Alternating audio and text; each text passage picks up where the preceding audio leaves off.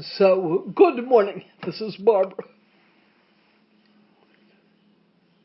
Aaron spoke yesterday about working with a primary object and predominant object, and a bit about dependent origination. To be present with whatever is predominant in our experience, with as much love and open heart as is possible.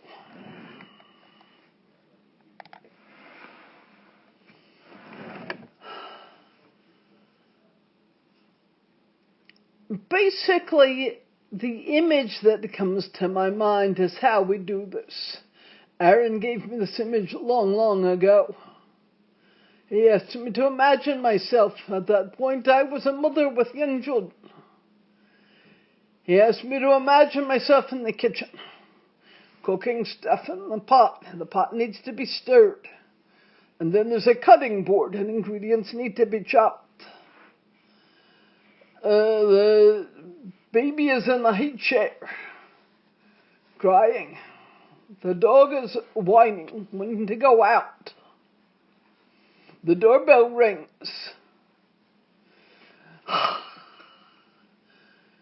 So much going on.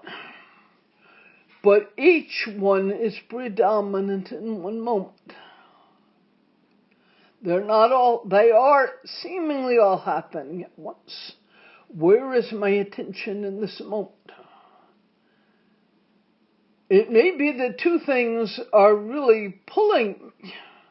The pot is boiling over and the baby is screaming. Well, the baby can scream for a minute, that's okay.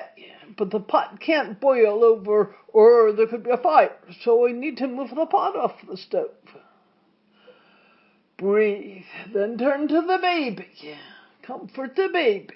Sit him back in the high chair and give him some sliced bananas or crackers to chew on while I finish preparing the meal. The dog is still whining. Oh! Stop and breathe. Let the dog out. Come back and stir the pot. Smile at the baby. Give the baby a bit more to eat. Play with the baby for just a minute. Come back and stir the pot. Then go back to chopping my vegetables. Doorbell is ringing. Stop and breathe. And again. And then go and answer the door. Accept the package. Put it down. Come back and stir the pot.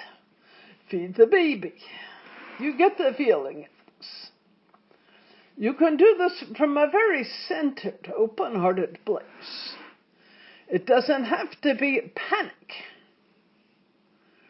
But mostly when we have a lot going on, we panic. I have to do everything. And that prevents us from doing anything.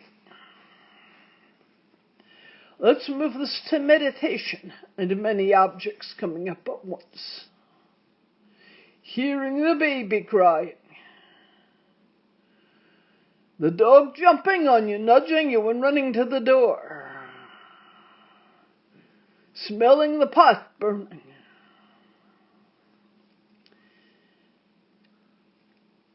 We can only be with one object at once. What is predominant in our experience? With dependent origination, we have a wonderful map. First, contact. One of the sense bases contacting an object. With contact, consciousness will arise, always. When there is contact, there will be consciousness.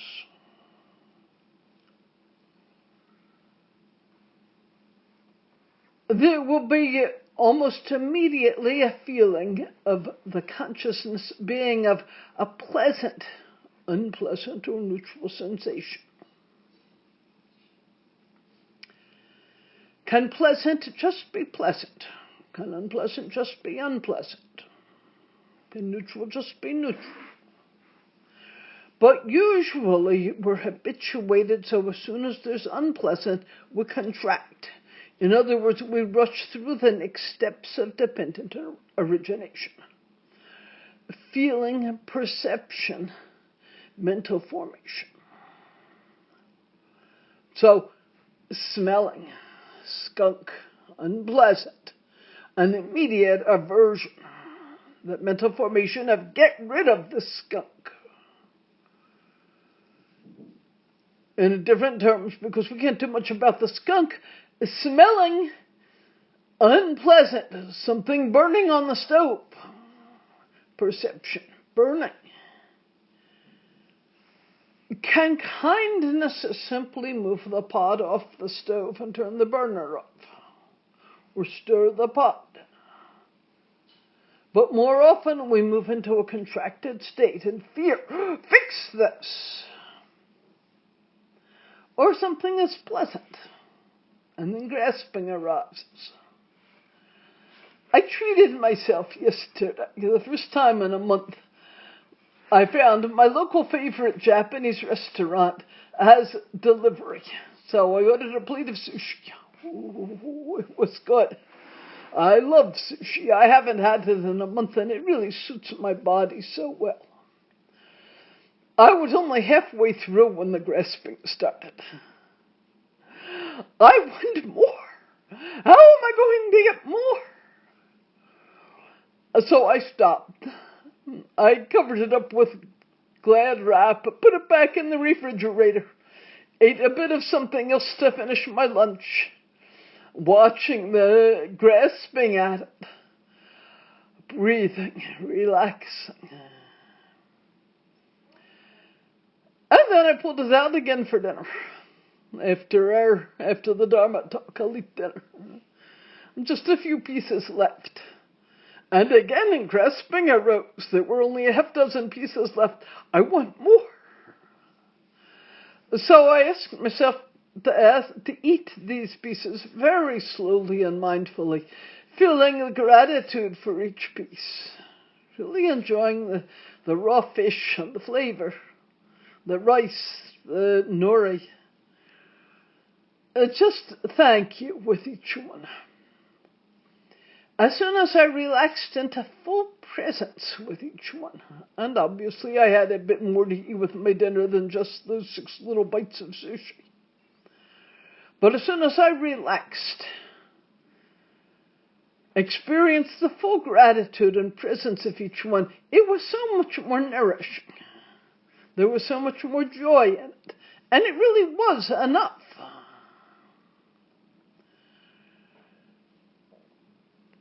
Can we be present when pleasant arises? To watch if our body then goes into contraction and grasping, to note grasping as grasping. That which is aware of grasping is not grasping. When it's unpleasant, to note any jump that may happen, not necessarily, but it may happen, into aversion. Get this away from me. Don't want this. Feelings of helplessness and anger. That which is aware of aversion is not feeling aversion. I cannot rest in that awareness out of avoidance, not to dissociate with what has come up. But I can move into that spacious awareness as a way of holding space for the self who at one level is still experiencing anger and aversion. It doesn't eliminate the aversion. It eliminates my strong self-identity with it, and thus it changes the karma. There's just the experience of aversion, like a knee-jerk reaction. Tap the knee and up it pops. Let it be. It will dissolve. So instead of keeping the karma and the habitual tendency going, I begin to form a new relationship with that which is either strongly pleasant or strongly unpleasant. Neutral is the same thing. Usually when it's a neutral experience, there's boredom. And the mind wants something else, something to entertain it. Just watching that move into the mental formation, boredom. The feeling of neutral. And then usually for me, it's a contracted energy. What else is there? Where else can I go? Here is boredom. Breathing in, I am aware of the boredom. Wanting to be entertained. Maybe feeling an emptiness. Not in a positive way, but a yearning kind of emptiness. Pain and wanting something to fill and relieve that pain. When we practice in this way, we start to really experience how objects arise into focus and then dissolve. That profound truth of the Dharma, everything is impermanent, arising out of conditions and passing away.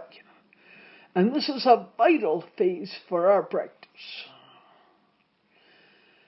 We become deeply aware that it's not arising out of a separate self.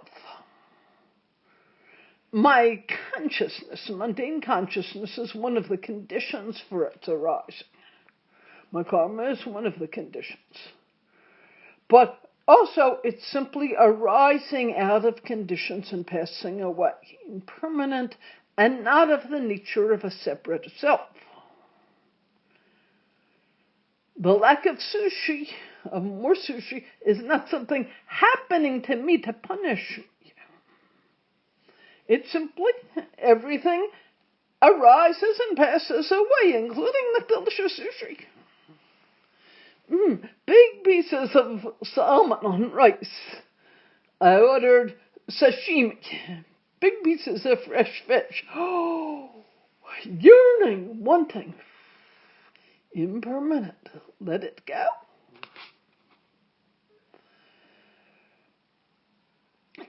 Whatever has the nature to arise has the nature to cease, and is not me or mine. This is a vital phase in practice. The deep experience and understanding of impermanence and what non-self means. It's only when we understand this deeply that we can begin to create a different relationship to both the pleasant and the unpleasant that's arising into our experience.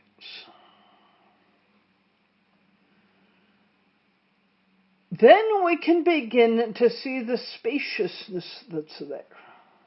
Right there with the sometimes very heavy objects. Grief, anger, fear, desire. That which is aware of anger is not angry. That which is aware of desire is not desirous. But we can't try to push ourselves into that which is not angry, that which is not desirous, as an escape. We can learn to rest in it as the fruit of our practice. We become increasingly adept at seeing that spaciousness. This is that finger exercise. Instead of being so caught up in the objects, we start to see through. To see the vast spaciousness beyond.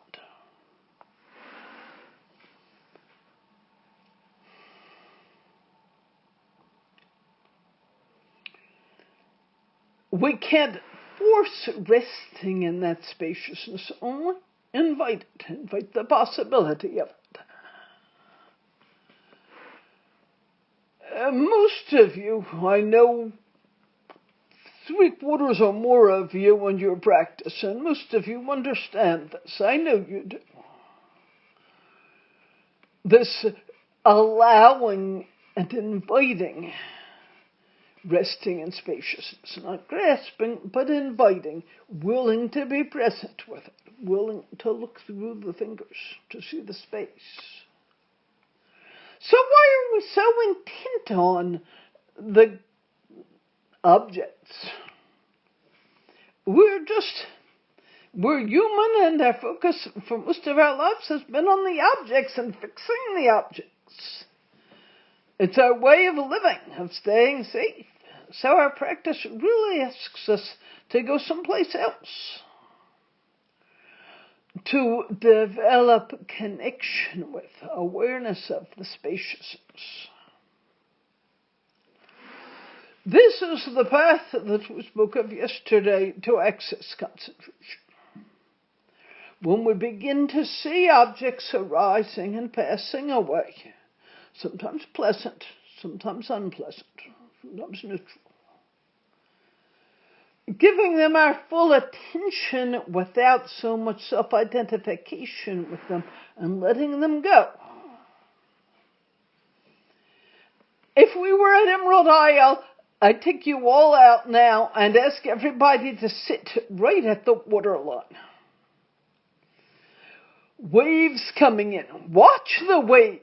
It's big. It looks like it's over your head. And then it breaks and slaps down on the sand in front of you and runs up the beach and touches your toes. And then it runs back into the ocean. Pause. Just ocean. Still for just a moment. And then a new wave. Breaking. Towering. White foam. Slapping down on the beach. And running up the beach and touching your toes again. Touching, touching. Rolling back out. Stillness. And then another wave. But the tide is coming in. Breaking wave. Hitting the sand. Coming up, and this one rolls all the way up to your waist. Touching, touching. And then it rolls back. The next one just rolls up and touches your toes again. The one that reached your waist, it wasn't unpleasant. It's a warm day. The water is not too cold. It was just surprise. But can you feel the tension? How high will the next one be? Will it knock me over? Just get up and walk 10 feet further up the beach. Sit down again. We move ourselves out of the way. In a very skillful way, we move ourselves out of that which will overwhelm us. Instead of an ocean wave, let's picture that the wave is a wave of anger or of grief. I'll use both examples. Choose the one that means that's most significant for you. You see the wave coming up. You want to barricade yourself against it, and then it breaks and it just touches your toes, and you allow it to touch your toes.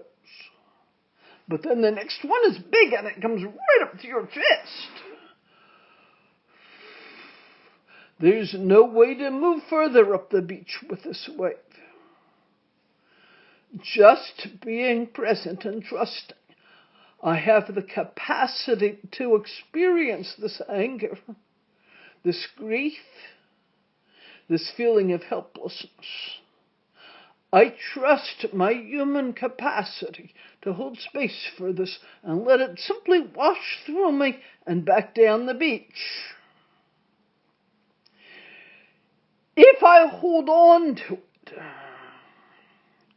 this wave knocking me over, bang, grief, fear, helplessness, am I holding on to it? Or am I letting it wash past me and go? What do I get by holding on to it? Begin to reflect on that with the waves that feel too big. If it does feel too big, you're not talking about the sea, but about these experiences of grief, fear, anger, helplessness. In what way can I need to say this carefully, in what way can I inch myself back up the beach? How do I create some spaciousness around fear, around anger, around grief? What invites spaciousness? Maybe working with metta. chanting the Brahma-Viharas, Metta, Karuna, Mudita, Upekkha, and so on. What helps? Maybe just going out and taking a walk will help create spaciousness. Maybe eating sushi or taking a nap. What helps create more spaciousness? What offers kindness to yourself? I think it's important to remember that it's okay to step back from these heavy emotions. You don't have to pull out a sword and try to do a fight with them. The work is more to make peace with them, not to fight with them. How can you do that best? Experiment.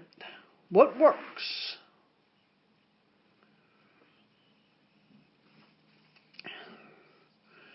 Now, we have a few minutes, so I'd like to try something with you. I would like everybody to hold up your arm. Hold up one arm. Present in the body.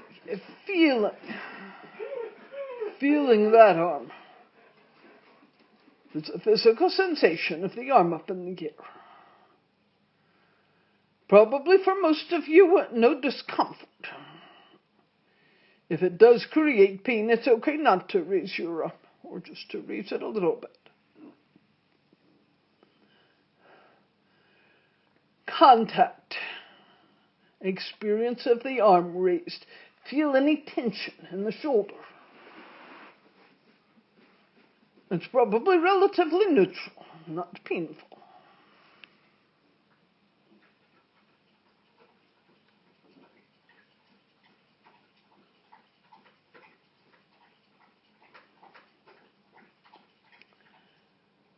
Is the arm starting to get heavy? Can you feel increasing tension? Feel it moving from neutral to unpleasant? First, the predominant object was simply the muscles and tendons of the arm. But now, what's predominant may be unpleasant sensation. Not if you're feeling some unpleasant sensation.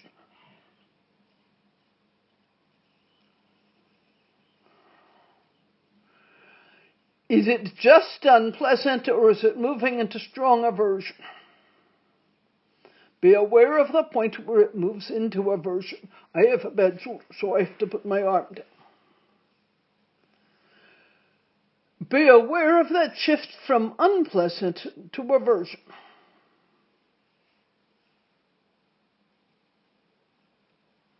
Can you feel that?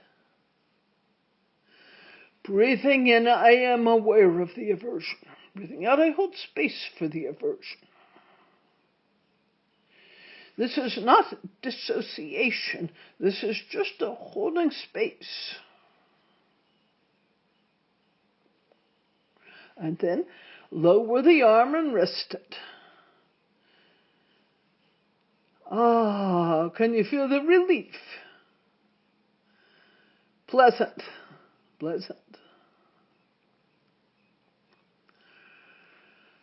In your Vipassana practice, I'd ask you to watch this whole process, resting in whatever is the primary object, the breath, nada, luminosity, energy, spaciousness. And then something becomes predominant. Let's use that old fly buzzing around your head. It's just a little buzz. But gradually, there's a sense of unpleasant. You can feel the tension. Be aware of where the tension, not where the tension is, but of the experience of tension in the body. This is the experience of this body experiencing unpleasant sensation, tensing. Who is experiencing unpleasantness? Is there somebody there? Just this whole set of physical, mental, emotional body experiencing Just unpleasant sensation. Then watch if the fly is still buzzing. It's been joined by a second fly, a third fly. Watch the aversion come up. Tension. Breathing in, I am aware of aversion. Right there with aversion, can you find spaciousness? Try this now. Can you feel the spaciousness that's truly right there with aversion? That can smile at this small ego self getting all wrought up about a fly. Smile with compassion, not judgment. This poor self that wants peace, and there's flies buzzing around him. Oh, life is hard. Can you feel the heart open? Can you feel the armor dissolving? As you move into that spaciousness, then come back to the primary object.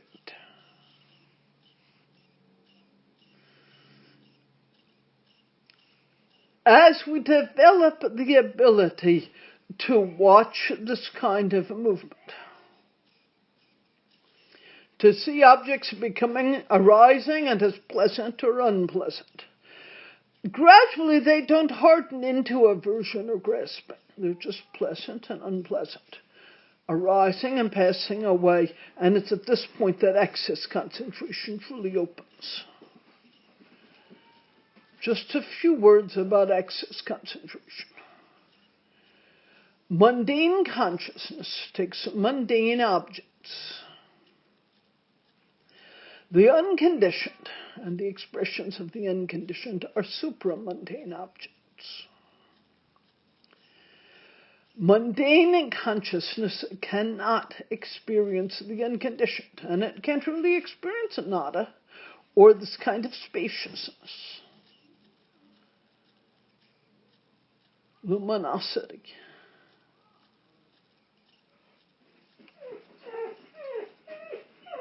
As consciousness opens,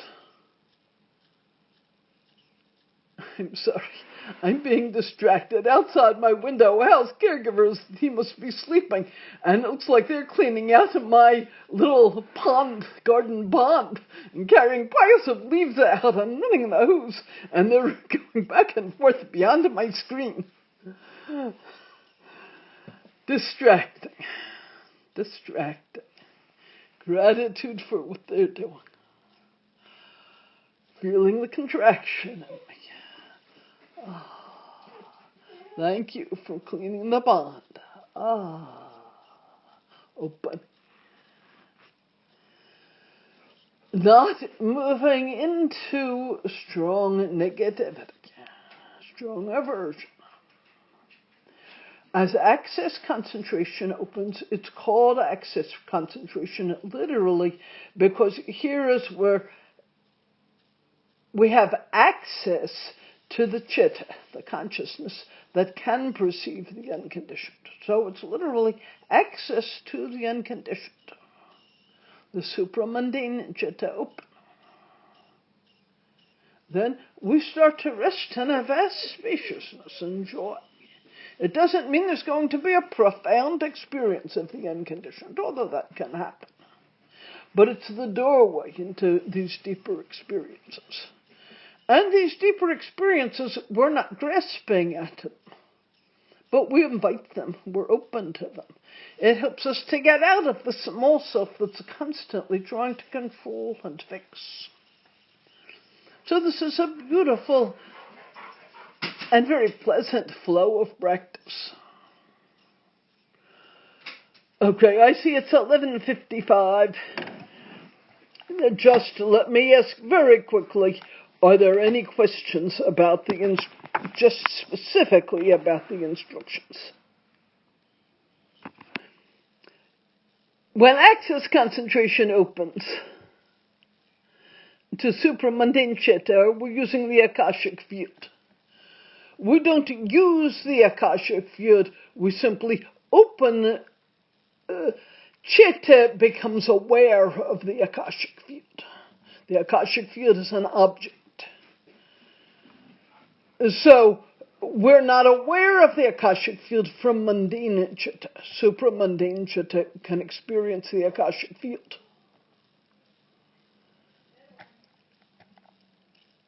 He says, I understand that access concentration can happen when there is no rejection or grasping. Correct.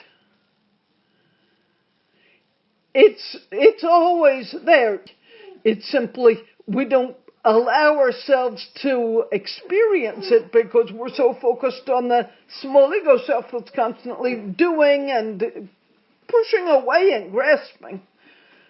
Just relaxing and access concentration is there, almost like the optical illusions where you're supposed to see the face and the edge of the bottle, and you look, I can't see it, and suddenly there it is. It's always been there.